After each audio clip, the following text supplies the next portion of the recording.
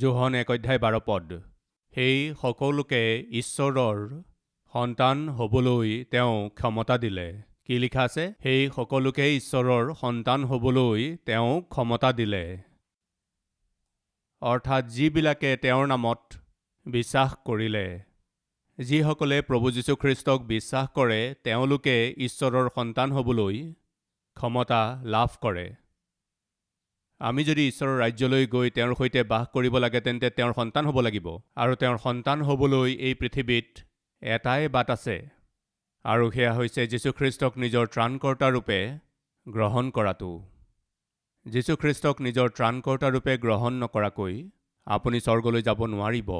কিছুমানে ভাবে মই চাৰ্চলৈ গৈ থাকোঁ, গতিকে মই স্বৰ্গত স্থান পাম। নাপাব।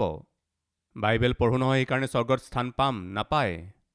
অফাৰিংছ দি থাকোঁ নহয়, সেইকাৰণে স্বৰ্গলৈ যাম। নহয়। গান গাওঁ নহয়, সেইকাৰণে স্বৰ্গত স্থান পাম। নাপায়। আমি সকলোৱে পাষ্টৰৰ বৰ যত্ন লওঁ নহয়, সেইকাৰণে স্বৰ্গত স্থান পাম। নাপায়।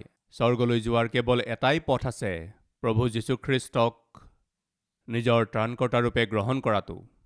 তাৰ মানে এই কথা বিশ্বাস কৰা যে আপোনাৰ পাপৰ কাৰণে যীশুখ্ৰীষ্ট ক্ৰুচত মৰিল, আৰু নিজৰ পাপৰ পৰা মন পালতাই সেইবোৰ স্বীকাৰ কৰি, সেইবোৰ ত্যাগ কৰি যীশুখ্ৰীষ্টে যি নতুন জীৱন দিয়ে, তাক গ্ৰহণ কৰাসকলহে কেৱল স্বৰ্গলৈ যাব।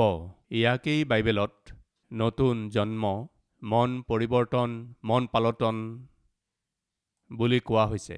অনুতপ্ত হৈ প্ৰায়শ্চিত্ত নকৰাকৈ আৰু মন নাপালতোৱাকৈ, তাৰ মানে নিজৰ পুৰণি পাপৰ জীৱনটো এৰি প্ৰভু যীশুখ্ৰীষ্টত নতুন জীৱনটোক আঁকোৱালি নোলোৱাকৈ, যীশুখ্ৰীষ্টত আপোনাৰ পবিত্ৰ জীৱন আৰম্ভ নকৰাকৈ আপুনি স্বৰ্গলৈ যাব নোৱাৰিব। যেতিয়ালৈকে এজন ব্যক্তি নতুনকৈ জন্ম নহয়, তেওঁ ঈশ্বৰৰ ৰাজ্যত প্ৰৱেশ কৰিব নোৱাৰিব। যীশুখ্ৰীষ্টে যোহন 3:3 এই বুলি কৈছে, তুমি নতুনকৈ জন্ম নহ'লে, যেতিয়ালৈকে এজন নতুন ব্যক্তি হিচাপে তুমি জন্ম নোহোৱা, যেতিয়ালৈকে তুমি নিজৰ পুৰণি পাপৰ জীৱনটো নেৰা, স্বৰ্গলৈ যাব নোৱাৰিবা। গতিকে যীশুখ্ৰীষ্ট এই জগতলৈ অহাৰ প্ৰধান কাৰণ কি আছিল? আপুনি জন্ম হ'ল, কিন্তু পাপত জন্ম হ'ল, আৰু আপুনি পাপতেই যদি মৰি যায়, তেন্তে নিশ্চয় নৰকলৈ যাব।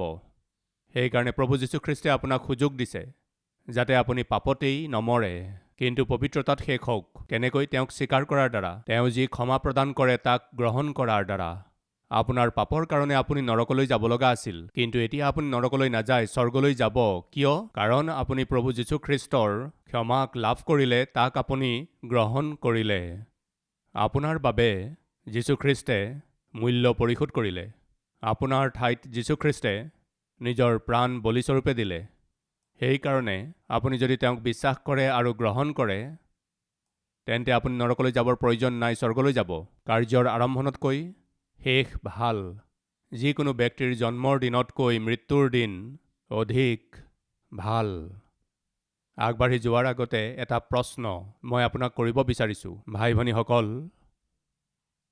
যদি আজি ৰাতিয়েই আপোনাৰ মৃত্যু হৈ যায়, আপুনি কলৈ যাব? যদি আজি ৰাতিয়েই আপোনাৰ মৃত্যু হৈ যায়, আপুনি ক'ত চকু মেলিব? আপুনি দৃঢ় হয়নে? আজি ৰাতিয়েই আপুনি যদি মৰি যায়, তেন্তে মই স্বৰ্গত চকু মেলিম, এই বিশ্বাস আপোনাত আছেনে? কিমান মানুহে বাৰু বুকুত হাত দি ক'ব পাৰিব যে আজি ৰাতিয়ে যদি মই মৰি যাওঁ, পোনে পোনে স্বৰ্গলৈ যাম?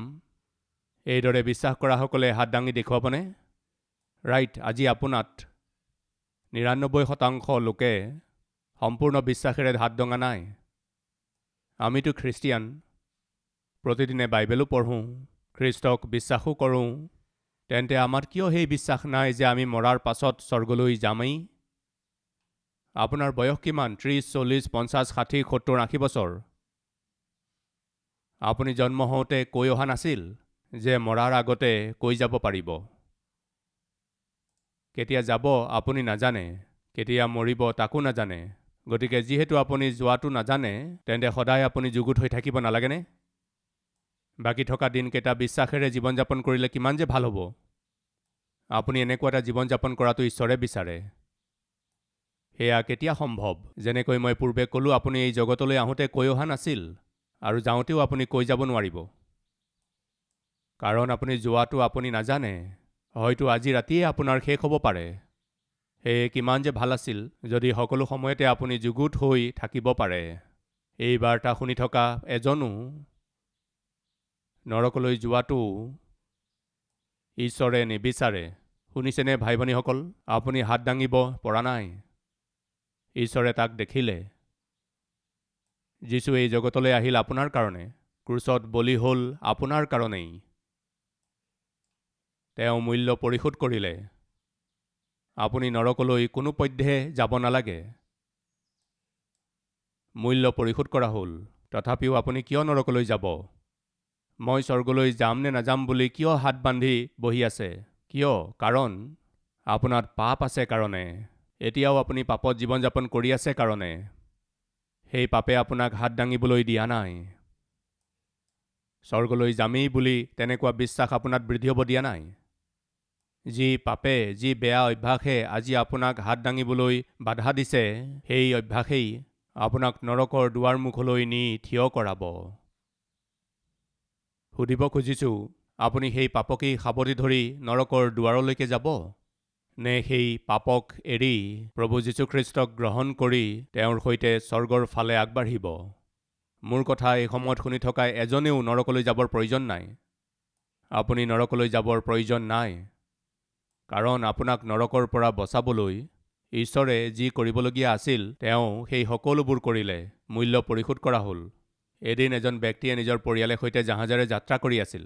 পত্নী আৰু 3টা সন্তানৰে সৈতে পানী জাহাজেৰে যাত্ৰা কৰি আছিল। তেওঁ দুখীয়া আছিল, সেইকাৰণে এটা কেবিন বুক কৰিছিল। সেই যাত্ৰা প্ৰায় 3 মাহৰ আছিল।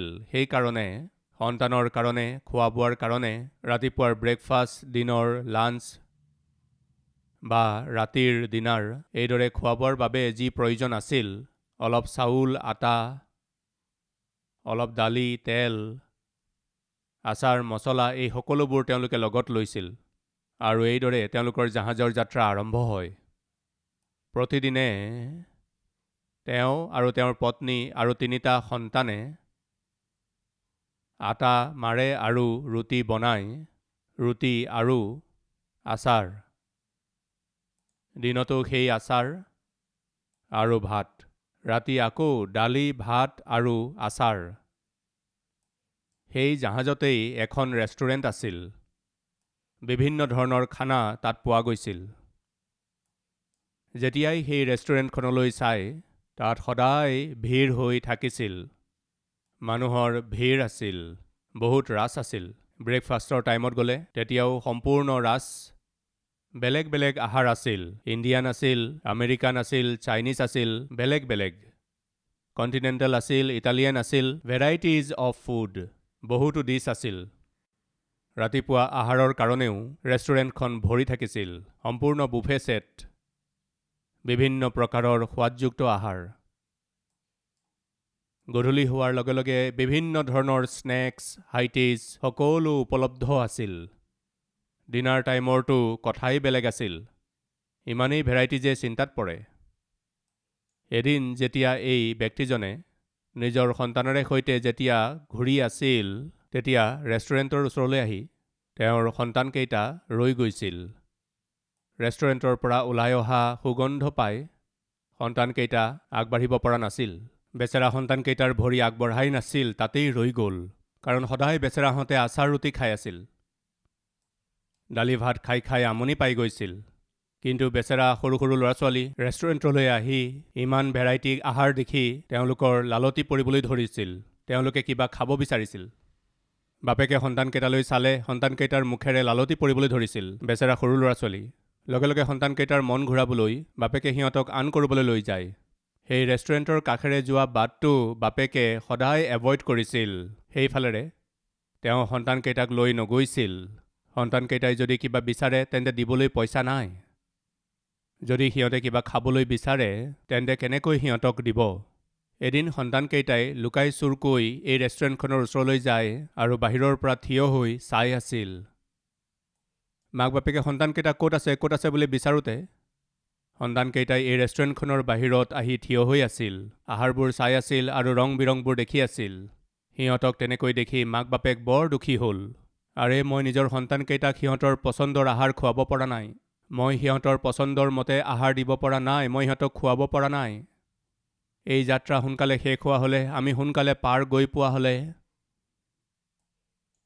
সোনকালে পাৰ গৈ পালে, ঘৰলৈ গৈ পালে, বেছি পৰিশ্ৰম কৰি সিহঁতৰ পচন্দৰ আহাৰ খোৱালোহেঁতেন, এইবুলি সদায় বাপেকে চিন্তা কৰি সময় পাৰ কৰি আছিল।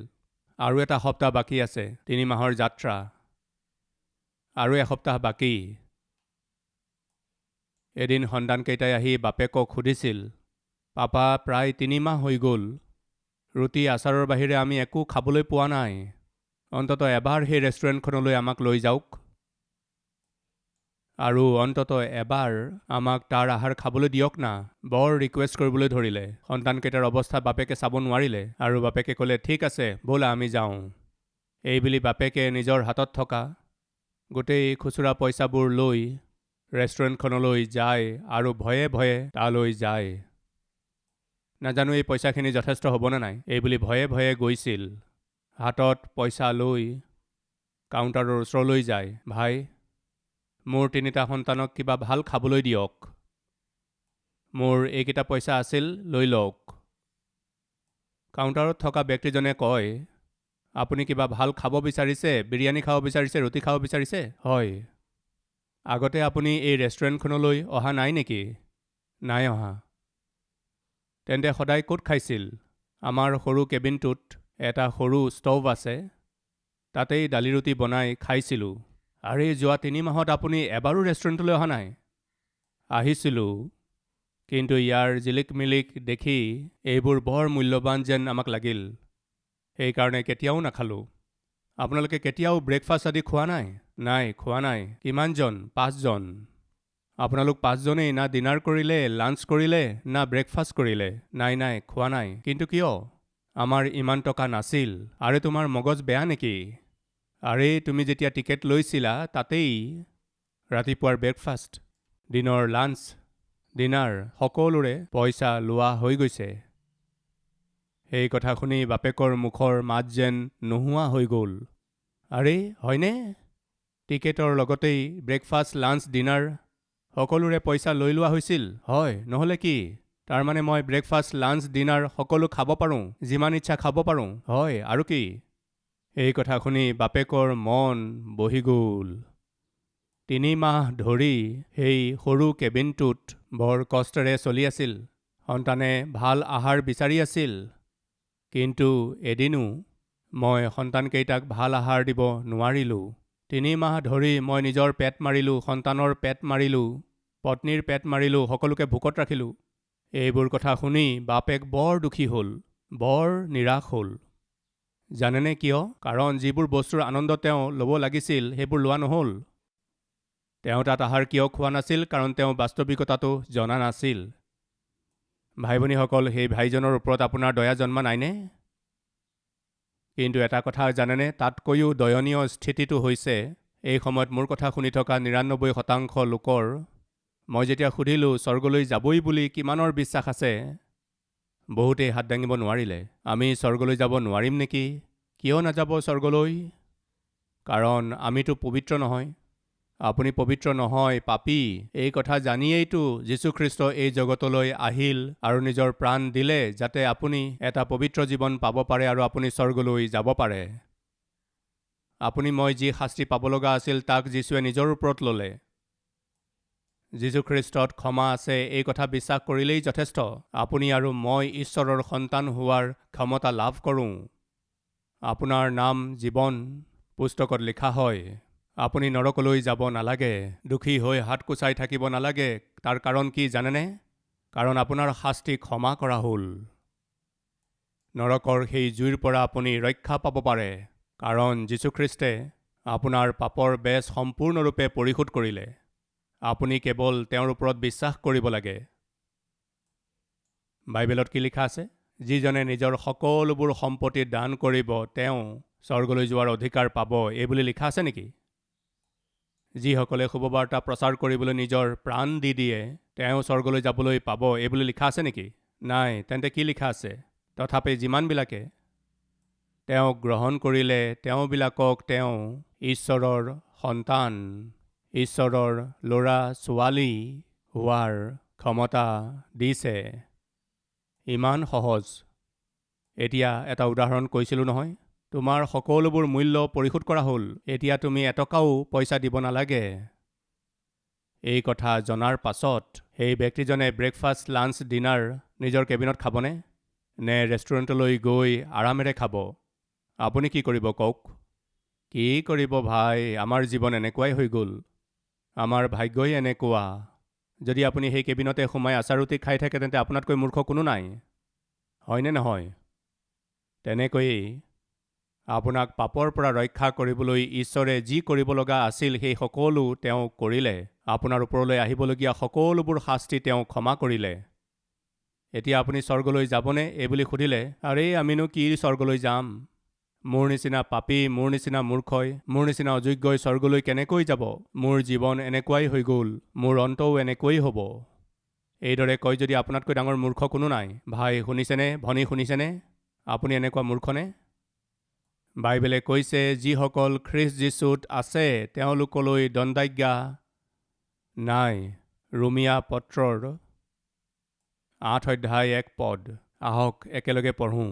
এইকাৰণে যীশুখ্ৰীষ্টত থকা বিলাকলৈ এতিয়া কোনো দণ্ডাজ্ঞা নাই। হয়, কি লিখা আছে?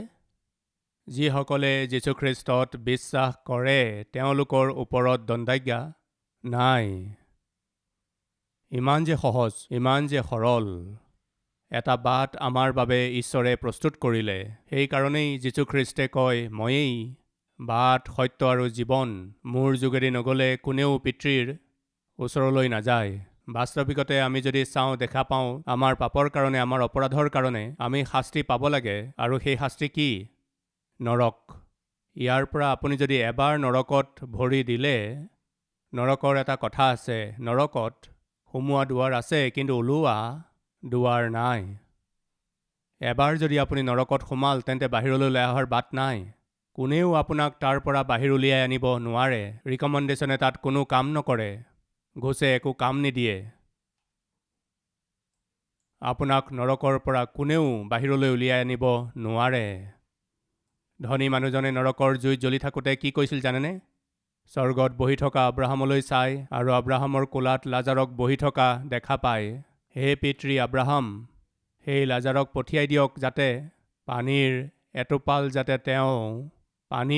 এটা টোপাল মোৰ ওঠত, মোৰ জিভাত লগাবলৈ তেওঁক কওক। মই ইয়াত বৰ অধিক ক্লেশ সহি আছোঁ। তেতিয়া আব্ৰাহামে কি কৈছিল? তাত থকাসকল ইয়ালৈ আহিব নোৱাৰে, ইয়াত থকাসকল তালৈ যাব নোৱাৰে। পানীৰ এটা টোপালৰ কাৰণেও তুমি কষ্ট পাবই লাগিব। উপায় নাই। লোক 16:26 পৰা তাত বাজে, আমাৰে তোমাৰে মাজত বৰ ডাঙৰ শূন্য ঠাই স্থাপিত আছে। তাতে ইচ্ছা কৰিলেও লোকে ইয়াৰ পৰা তোমালোকৰ তালৈ পাৰ হৈ যাব নোৱাৰে, আৰু তাৰ পৰাও আমাৰ ইয়ালৈ কোনেও পাৰ হৈ আহিব নোৱাৰে। তেতিয়া তেওঁ ক'লে, তেনেহ'লে হে পিতৃ, মই মিনতি কৰোঁ, মোৰ যি 5জন ভাই আছে, সিহঁত যেন এই যাতনাৰ ঠাইলৈ নাহে। এই নিমিত্তে সিহঁতক সাক্ষ্য দিবলৈ লাজাৰক মোৰ পিতৃৰ ঘৰলৈ পঠাই দিয়ক। তেওঁ কি কৈ আছিল? লাজাৰক পঠাই দিয়ক, মোৰ 5জন ভাইৰ আগত যাতে সাক্ষ্য দিয়ে। পৃথিৱীত প্ৰাৰ্থনা কৰা নাছিল, নৰকত গৈ প্ৰাৰ্থনা কৰিছে, হে পিতৃ, আঙুলিৰে এক টোপাল পানী মোক দিয়ক, প্ৰাৰ্থনা কৰিছে। আকৌ কৈছিল আৰু এটা মিনতি, মোৰ বন্ধুবৰ্গসকল যাতে কোনো ইয়ালৈ নাহে, তাৰ কাৰণে লাজাৰক পঠাওক, মোৰ পিতৃৰ ঘৰলৈ পঠাওক, গৈ সাক্ষ্য দিবলৈ কওক, নৰক আছে, লাজাৰে দেখিছে, মোৰ কষ্টবোৰ দেখিছে, মোৰ ক্লেশবোৰ দেখিছে।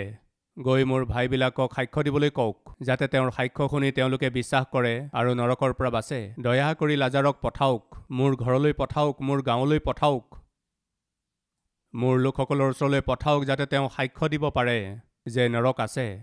সেয়া ভয়ানক।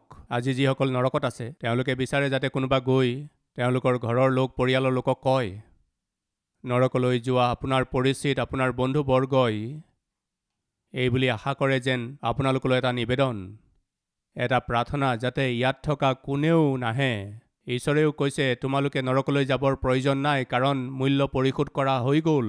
তুমি অনাহাৰে থাকিবৰ প্ৰয়োজন নাই, না তোমাৰ সন্তানবিলাক ভোকত থকাৰ প্ৰয়োজন আছে। মূল্য পৰিশোধ কৰা হৈ গ'ল। এই কথা শুনি থকা পিতৃসকল, এই কথা শুনি থকা লোকসকল কিমান যে হতাশ হৈছে, এই কথা মই আগতে গম পোৱা হ'লে। প্ৰিয় ভাই ভনীসকল, এই কথা মই আগতে গম পোৱা হ'লে, কি গম পোৱা হ'লে? পেট ভৰাই আহাৰ। কিন্তু তাতকৈও বহুমূলীয়া কথা মই আপোনাক ক'ব বিচাৰিছোঁ। মৰাৰ পাছত অনন্ত কালৰ কাৰণে আপুনি নৰকত জ্বলিবৰ প্ৰয়োজন নাই। কাৰণ মোক আপোনাক অত্যধিক প্ৰেম কৰা প্ৰভু যীশুখ্ৰীষ্টে সম্পূৰ্ণ মূল্য পৰিশোধ কৰি দিলে। কোনেও নৰকলৈ যাবৰ প্ৰয়োজন নাই। যিজন বাপেকে পৰিত্ৰাণ নাপাই মৰি গ'ল, তেওঁ কৈছে, বোপা ইয়ালৈ নাহিবা, আইজনী ইয়ালৈ নাহিবা, এই কষ্ট মই সহ্য কৰিব পৰা নাই, কষ্ট পাই আছোঁ। যিজন স্বামীয়ে পৰিত্ৰাণ পোৱা নাই, পত্নীয়ে পৰিত্ৰাণ পোৱা নাই, কৈছে, তোমালোক ইয়ালৈ নাহিবা। ইয়াৰ অনুভৱবোৰ বৰ কষ্টদায়ক। ইয়াত জুই কম নহয়, পোকবোৰ নমৰে, ক্ৰন্দন চিঞৰ বাখৰ ইয়াত কেতিয়াও কম নহয়, দাঁত কৰচিয়েই থাকিব লগা হয়। এনেকুৱা এক ভয়ংকৰ অৱস্থা আছে ইয়াত। তুমি কেতিয়াও ইয়ালৈ নাহিবা, কোনো পধ্যেই তুমি ইয়ালৈ নাহিবা। ধৰক গৰমৰ দিন, আপুনি ঘৰত ফেনৰ তলত বহি আছে বা এচিৰ তলত বহি আছে আৰু কাৰেণ্ট গুচি গ'ল। আৰে ইয়াৰ, আকৌ গ'ল, 5 মিনিটতেই গালি দিয়ে নহয়। 5 মিনিট ফেন বন্ধ হৈ গ'লেই প্ৰাণ ওলাই যাব ধৰে। 5 মিনিট এচি অফ হৈ গ'লে প্ৰাণ ওলাই যাবলৈ ধৰে। 5 মিনিট কাৰেণ্ট গুচি গ'লে, আন্ধাৰ হৈ গ'লে, তেতিয়া কেনেকুৱা যে অৱস্থা হৈ যায়। নৰকৰ কথা ভাবি চাওকচোন, কি কৰিব? যুগ যুগ তাতে থাকিব লাগিব। কাৰেণ্ট নাই, পানী নাই, আহাৰ নাই, জুইৰ ভয়ংকৰ গৰম, ক্ৰন্দন, দাঁত কৰচনি। কেনেকৈ থাকিব? কেনেকৈ থাকিব পাৰিব? এখন ভয়ানক স্থান। সেইকাৰণে ধনী মানুহজনে কৈছিল, ইয়ালৈ অহাৰ পৰা মোৰ লোকসকলক বচোৱা। যদি আপোনাৰ কোনোবা প্ৰিয়জন নৰকলৈ গ'ল, আজি তেওঁ আপোনাক মিনতি কৰি আছে, ইয়ালৈ তুমি নাহিবা। আপোনাক প্ৰেম কৰা যীশুৱে কৈছে, তালৈ তুমি যাব নালাগে। কিন্তু এজন ব্যক্তিয়েহে এই বুলি কয়, তুমি মোৰ ওচৰলৈ আহা। তেওঁ কোন? শয়তান। ঈশ্বৰে সেই নৰক মোৰ কাৰণে বনালে আৰু মোৰ অনুগামীসকলৰ কাৰণে। তোমালোক মোৰ সৈতে নৰকলৈ আহিবই লাগিব। শয়তানে এই বুলি কৈ আছে। কাৰ কথা শুনিব বিচাৰিব? আপোনাৰ জীৱন নষ্ট কৰি নৰকলৈ লৈ যাবলৈ ব্যাকুল শয়তানৰ কথা শুনিব? যেতিয়া পাপ কৰিবলৈ কয়, কৰে, যেতিয়া বেয়া কাম কৰিবলৈ কয়, তেতিয়া কৰে। সকলোৰে সৈতে বেয়া কাম কৰি, যি বেয়া কাম কৰিবলৈ কয় তাক কৰি কৰি, এই সকলোবোৰ কৰি কৰি অৱশেষত সি নিজেও নৰকলৈ যাব আৰু আপোনাকো লগত লৈ যাব। যাবনে? নে আপোনাক প্ৰেম কৰোঁতা, আপোনাৰ কাৰণে নিজৰ প্ৰাণ দিওঁতা, আপুনি যি শাস্তি পাব লাগিছিল সেই শাস্তি নিজৰ ওপৰত লওঁতা, প্ৰভুৰ কথা শুনি ভাল জীৱন যাপন কৰি স্বৰ্গলৈ যাব, সেয়া আপোনাৰ হাতত আছে। ভাই ভনীসকল, শেষ কৰিব বিচাৰিছোঁ। আৰম্ভণতকৈ শেষ ভাল। মানুহৰ জন্মৰ দিনতকৈ তেওঁৰ মৃত্যুৰ দিন ভাল। কেনেকৈ শেষ কৰিব বিচাৰিব? এজন পাপী হৈ থাকি নৰকলৈ যাব? নে আজি প্ৰভু যীশুখ্ৰীষ্টক বিশ্বাস কৰি, নিজৰ পাপবোৰ স্বীকাৰ কৰি, তেওঁক নিজৰ জীৱনত গ্ৰহণ কৰি এটা নতুন জীৱন লাভ কৰি যুগে যুগে স্বৰ্গত থাকিবলৈ বিচাৰিব? যিসকল খ্ৰীষ্ট যীশুত আছে তেওঁলোক নতুন সৃষ্টি, আৰু চোৱা, সকলোবোৰ নতুন হ'ল। আপুনি যিমান ডাঙৰ পাপী হ'লেও যীশুৱে আপোনাক প্ৰেম কৰে। আপোনাৰ পাপ যিমান ঘৃণনীয় হ'লেও যীশুৱে আপোনাক ক্ষমা কৰিবলৈ যুগুত আছে। কিন্তু ক্ষমা আপুনি বিচাৰিব লাগিব। যিয়ে নিজৰ অপৰাধ লুকুৱাই তেওঁক দয়া নহয়, কিন্তু যিয়ে স্বীকাৰ কৰিব তেওঁক দয়া কৰা হ'ব। আজি যিসকলে প্ৰভুৰ সন্মুখলৈ আহি নিজৰ পাপবোৰ স্বীকাৰ কৰিব, প্ৰভু মোক ক্ষমা কৰক, মোত একো ভাল নাই, জন্মৰ পৰা আজিলৈকে মই বহুত পাপ কৰিলোঁ, বহুত ভুল কাম কৰিলোঁ, ৰাতিপুৱাৰ পৰা ৰাতিলৈকে মোৰ চিন্তাবোৰত পাপ আছে, মোৰ বিবেচনাবোৰত পাপ আছে, কাৰ্যবোৰ পাপময়, মোৰ দৃষ্টিত পাপ আছে। পিতৃ, মই পাপী, কিন্তু আপুনি মোক প্ৰেম কৰিলে। মোৰ দৰে পাপীক স্বৰ্গৰ দুৱাৰ দেখুৱাবৰ বাবে আপুনি নিজৰ প্ৰাণ দিলে। সেইকাৰণে আজি মই আপোনাত আৰু আপোনাৰ প্ৰেমত বিশ্বাস কৰিছোঁ। মোৰ পাপৰ জীৱন ক্ষমা কৰক, মোক এটা নতুন জীৱন দিয়ক পিতৃ। যদি এই বুলি প্ৰাৰ্থনা কৰে, তেন্তে আজিয়েই প্ৰভুৱে আপোনাক এটা নতুন জীৱন দিব। এতিয়া এই সময়তেই আপোনাক ঈশ্বৰে নিজৰ পুত্ৰ পুত্ৰী হিচাপে গ্ৰহণ কৰিব। আহক প্ৰাৰ্থনা কৰোঁ।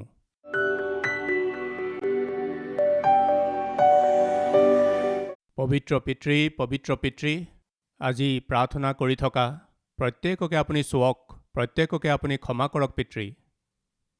আপুনি অসীম প্ৰেম কৰিলে, নিজৰ প্ৰাণকো দিলে, তেওঁলোকক মূল্য দি মুক্ত কৰিলে। আমাৰ ওপৰত থকা হাও নিজৰ ওপৰত ল'লে, আমাৰ ঠাইত আপুনি মৰিল, আমাৰ পাপ, আমাৰ অভিশাপবোৰ আঁতৰাই আমাক এটা নতুন জীৱন দিলে।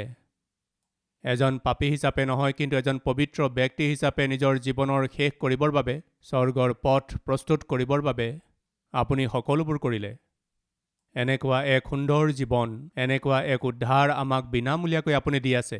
অস্বীকাৰ কৰি তাক গ্ৰহণ নকৰাটো আমাৰ বাবে কিমান দুৰ্ভাগ্যজনক।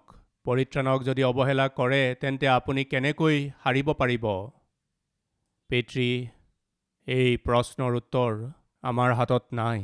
সেইকাৰণে যিমান লোকে আজি নিজৰ জীৱন সমৰ্পণ কৰিছে, আপোনাৰ আগত ক্ষমা বিচাৰিছে, মূৰৰ পৰা ভৰিলৈকে সকলোবোৰ পাপ দূৰ কৰক পিতৃ। আমাৰ প্ৰাৰ্থনাৰ উত্তৰ দিয়ক। আমাৰ ওপৰত থকা হাওবোৰ দূৰ কৰক প্ৰভু। অনন্ত জীৱনৰ উত্তৰাধিকাৰী হ'বলৈ আমাক সলনি কৰক পিতৃ। জীৱন পুস্তকক প্ৰত্যেকৰে নাম লিখক পিতৃ। আজি যিসকল লোকে প্ৰাৰ্থনা কৰি আছে, তেওঁলোকক এটা নতুন মন, নতুন চিন্তা, এটা নতুন জীৱন দিয়ক পিতৃ। কাৰ্যৰ আৰম্ভণতকৈ শেষ ভাল, জন্মৰ দিনতকৈ মৰণৰ দিন ভাল। পিতৃ, আমাৰ মৰণৰ দিন আমাৰ বাবে ভাল দিন হওক, বেয়া নহওক। আমি যাতে স্বৰ্গলৈ যাওঁ, নৰকলৈ নাযাওঁ। প্ৰাৰ্থনা কৰি থকা প্ৰতিজনকে গোটেই জীৱন আপোনাৰ সন্তান হৈ জীয়াই থকাৰ অনুগ্ৰহ তেওঁলোকক প্ৰদান কৰক। প্ৰাৰ্থনা যীশুৰ নামেৰে মাগিছোঁ, শুনক আৰু গ্ৰহণ কৰক পিতৃ। আমেন। हमारा address Calvary, post box number 30, Kukatpally, Hyderabad 72।